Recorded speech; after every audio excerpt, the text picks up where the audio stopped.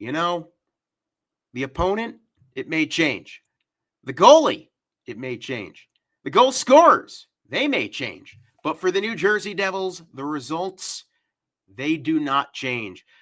We're going to break down the Diablos' 6th consecutive win, their longest win streak since 22-23. It is coming up next here on Locked On Devils. Roll the intro.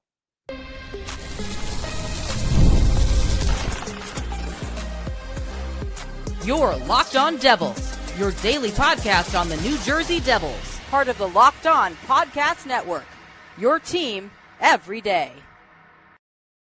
Today's episode is brought to you by Game Time. Download the Game Time app, create an account, and use code LOCKEDONNHL for $20 off your first purchase. Thank you for stopping by, listening, watching, wherever you may be. My name is Zach Berman. You are tuned into Locked On Devils. And guess what? Last night at The Rock, the New Jersey Devils returned home after a beatdown in Toronto where they took down the Maple Leafs 5-2 and faced off against former head coach John Hynes. We'll get into some of his pregame comments before the game. I had some thoughts as well as the game itself and just really an overall state of the union, considering that a few of the more talked about individuals on this roster or on the fringes of this roster that have been forced onto the roster given some certain circumstances have been playing major parts to, last night's success. And we're going to dive into that as well. Should be a fun one here today on October the 23rd. Devils in the midst of a 3-game homestand. They'll have San Jose tomorrow night. I will break that down for you in the morning. They've won 6. Perhaps they can go for 7 tomorrow. But that's for a day from now.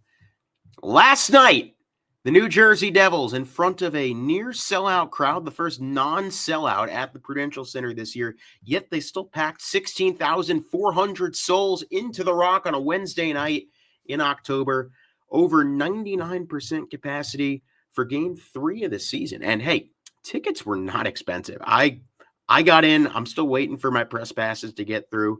Hey guys, can we get that going? But I got in for $12 to sit my favorite spot, section 133, row 2.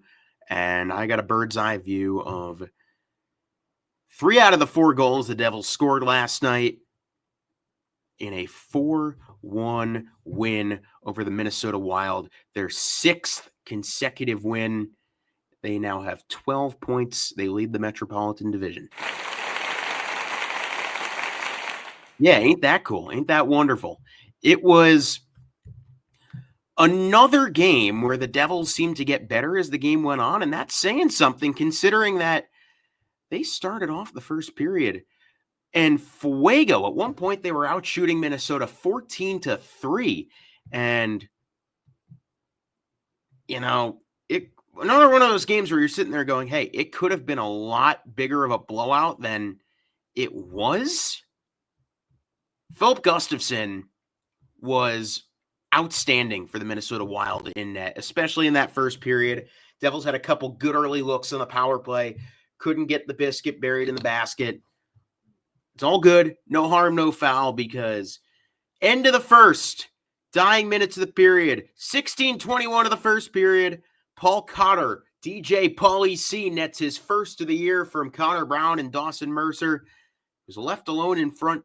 Honestly, a puck that maybe Gustafsson should have had, but could not squeeze the pads. Goes 5-hole. Devils take a 1-0 lead. Go into the second period, and how about, may I interest you, an elite goal scorer, Brendan Dillon, the man who had not scored since December of last year, now has goals in back-to-back games. What is this? Brendan Dillon scores goals now? That's cool. But he one-times it into a crowd of bodies and past Gustafsson. Another apple for Mercer, another apple for Shimon Nemec. He's got 4 points in 7 games. Devils take a 2-0 lead. They would take that lead to the third period, and here's where we're going to have some fun. Open up your Telegram chats. Arseny Griciuk, his first goal in the National Hockey League on the power play. Andre Palat draws a penalty on David Jiricek, and immediately off the draw, Timo Meier takes the faceoff. Timo Meier's taking faceoffs on PP2. We love that. And Grits, the Schneip Show, rips it past Gustafsson. I went ballistic. The crowd goes nuts. If you've been following Arseny Griciuk's journey to the National Hockey League since he was drafted by the Devils in 2019, that was a treat to be able to see in person. And of course, the Telegram message post game, which I am going to read for you right now. While I pull it up, Matt Boldy made it 3-1, got the Wild on the board. Their only goal of the game before Jesper Bratt continues his point streak. Potting the empty netter. Devils win 4-1. Arseny Griciuk's Telegram update. Well, finally a celebration has come to my street too. Congratulations to everyone on the victory and have a great day. And we have a day off tomorrow, so we will go to find out about a kindergarten for my school. Kindergarten for my daughter. So it will be interesting. Smiley face. Arseny Griciuk is just, what a guy. What a guy. And he has really stepped up in the absence of Evgeny Dadonov, who went down game one, Cody Glass, who was not in last night with an upper body injury. Keefe said, day-to-day at most. Doesn't seem like it's going to be anything that serious. Hope not, because as high as the vibes are right now, I do still worry about the center depth. Dawson Mercer had a great day at center yesterday, but he has not been great at center in his career, I would say. But good day for him. And last night, Griciuk on Nico Hischier's wing, they paired him against the Kaprizov line. And Kirill Kaprizov, highest paid player in the league. You know how many shots he had? 0. No shots the entire game. The Devils locked down the Minnesota Wild's top line. And yeah, I was just another one of those games where you're sitting there and you're going, oh my goodness, they have won 6 games in a row, 5 of which have come against playoff teams from a year ago. The one game that wasn't against a playoff team, Columbus, they were right on the doorstep of making the playoffs last season. Things are feeling pretty good. And a big, if not the biggest part of last night's game, how about Nico Daws? Nico Daws, hello. Slipped through the waivers. Team could have picked him up. Anybody could have picked him up. And nobody picked him up. Nico Daws, 30 saves on 31 shots. He was excellent. One goal that he gave up, top corner snipe from Matt Boldy, who had the best game by far for Minnesota. Really liked what we saw from Nico Daws yesterday. And look, Jacob Markstrom's still going to be out for another little bit. It's pretty sick that Nico Daws can come in and deliver that kind of performance. Right now, it feels like the team can just do no wrong. Everything the Devils touch seems to just turn to gold. And it's a great feeling, especially after the way back half of last year went into the playoffs. Just the vibes are riding high. Devils, again, perfect on the penalty kill. They have killed off 21 straight penalties. Ridiculous.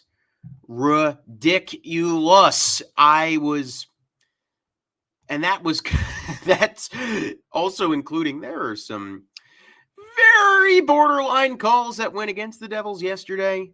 The interference on Luke Hughes late in the third period, borderline for sure. Luke Hughes had 2 interference calls yesterday. The Devils had 3 interference calls go against him yesterday. Not the best officiated game by Kelly Sutherland's crew, but all in all, another enjoyable night in Newark. The Devils win 6 consecutive games for the first time since that aforementioned streak in 22-23. and they have a well-earned day of rest before they get the Sharks on Friday night. The one thing I wanted to touch on before we go take a little breather here, pregame, John Hynes, former coach of the New Jersey Devils, someone that was not a very popular figure among the fan base, have heard nothing but excellent things about him off the ice. But he had some comments. Amanda Stein of the Devils reported them earlier yesterday, that John Hynes is not surprised that Jesper Bratt has turned into the star that he is now. Quoting, "He's a nightmare to play and coach against."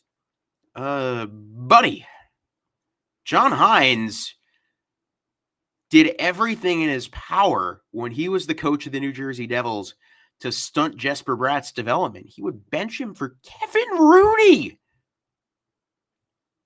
He'd park him on the fourth line and play Wayne Simmons over him. There were some decisions made by John Hynes that still to this day, even that season is long, long gone, irk me. And as someone that has watched way too much John Hynes hockey for my own good, the version, and this is by no means discounting how the Devils played last night. They were excellent defensively.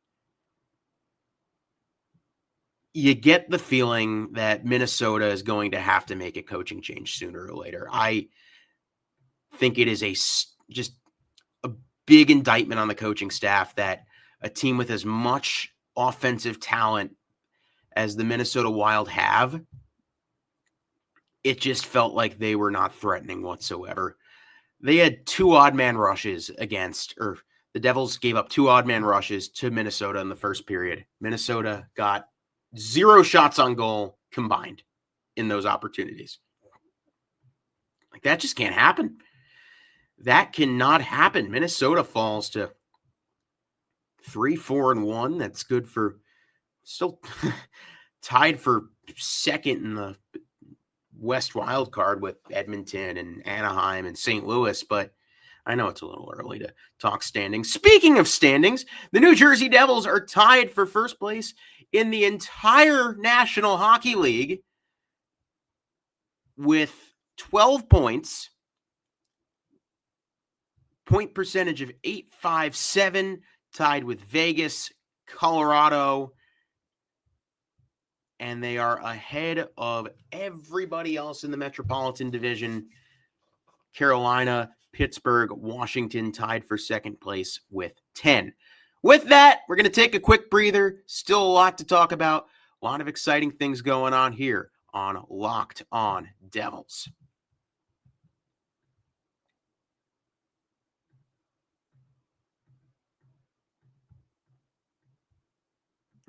What am I clicking around for?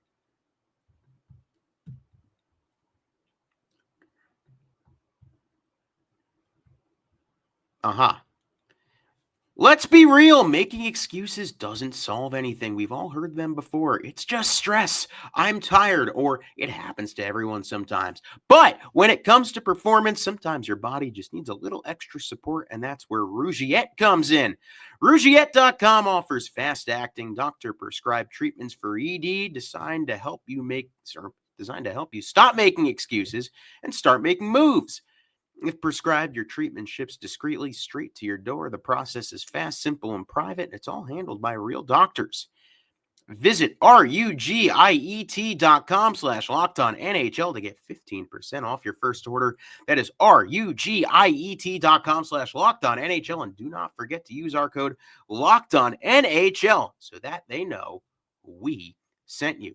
Rougiette, stop making excuses and start making moves. This episode is also brought to you by FanDuel. The NFL season is here, and FanDuel is an offer you don't want to miss.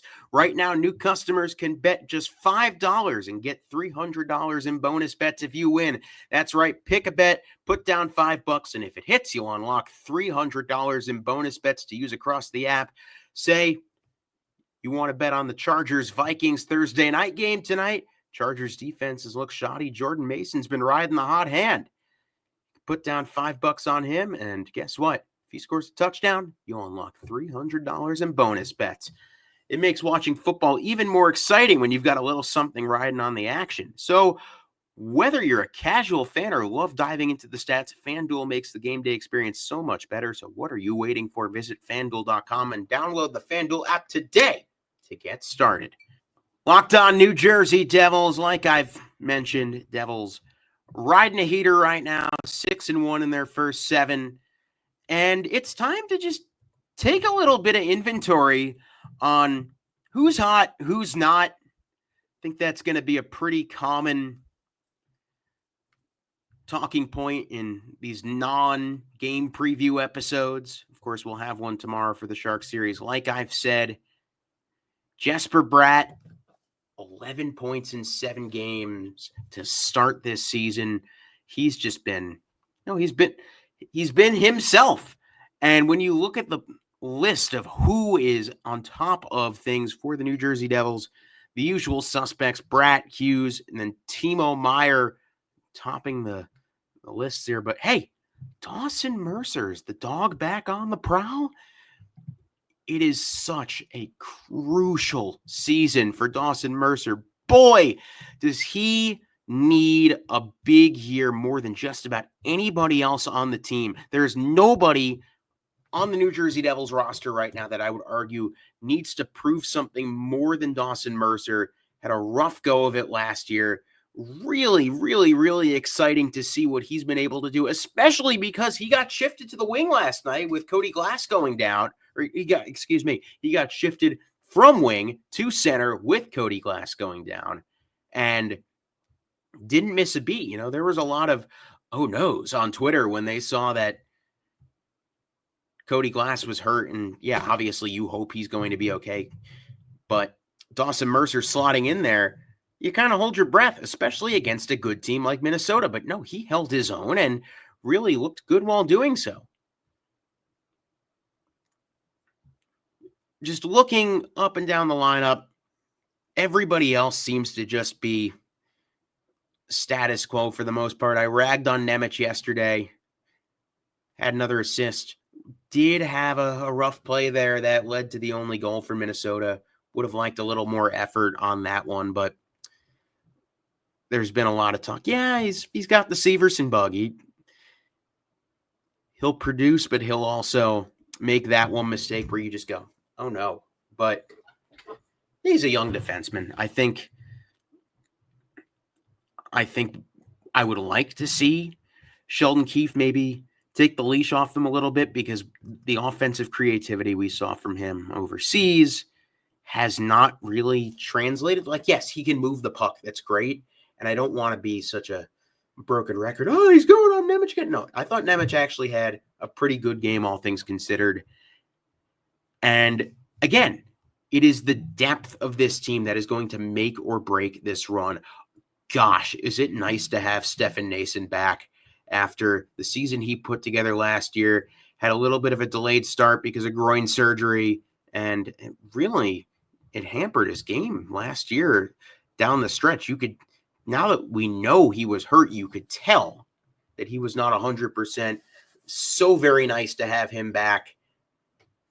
And I got to be honest, I'm not sure I would like to see Brian Hallinan taken out of the roster when Cody Glass is back. I think there's a case to be made, at least this early in the season.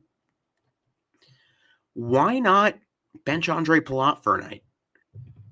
$6 million anchor of the New Jersey Devils, both literally and financially. I would love to see Gritsuk in that top 6. Perhaps Noesen in the top 6. He worked there for certain parts of the game. Of course, until the Devils get a top-line winger, which is going to have to happen. Tom Fitzgerald spoke with Pierre LeBrun of The Athletic yesterday and definitely made some notes about making moves, being aggressive, but also you're going to want to wait 20 games into the season. The Devils are 7 games in, and the vibes are probably the highest they've been since the win streak. And maybe they can make this another the win streak. Of course, that 13-game heater came during,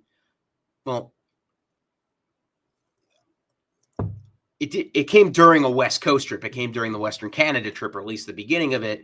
The Devils go to the West Coast after this weekend with San Jose and Colorado. That a home and home against the Avs.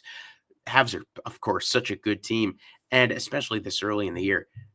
Points are important, whether they're in October or April. Keep on stacking them, and let's not act like the Sharks haven't been a thorn in the side of the Devils organization, especially in Newark the last 2 years, where the Sharks have won despite being one of the worst teams in the league, if not the worst team in the league. San Jose still looking for their first win. Sharks coach Ryan Warsofsky has been on record saying he would be willing to sacrifice one of his kids for a win, which he then later walked back.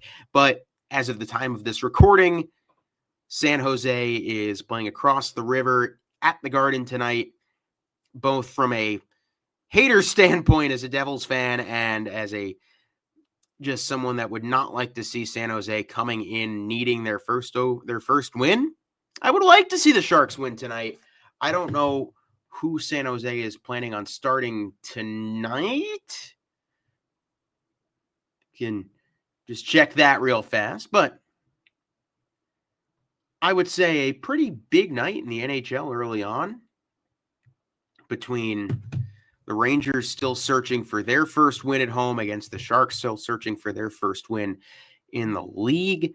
Red Wings and Islanders. Boy, Matthew Schaefer has just been such a joy to watch. I don't know how good the Islanders are going to be, but he is the truth. Already 5 assists in 6 games.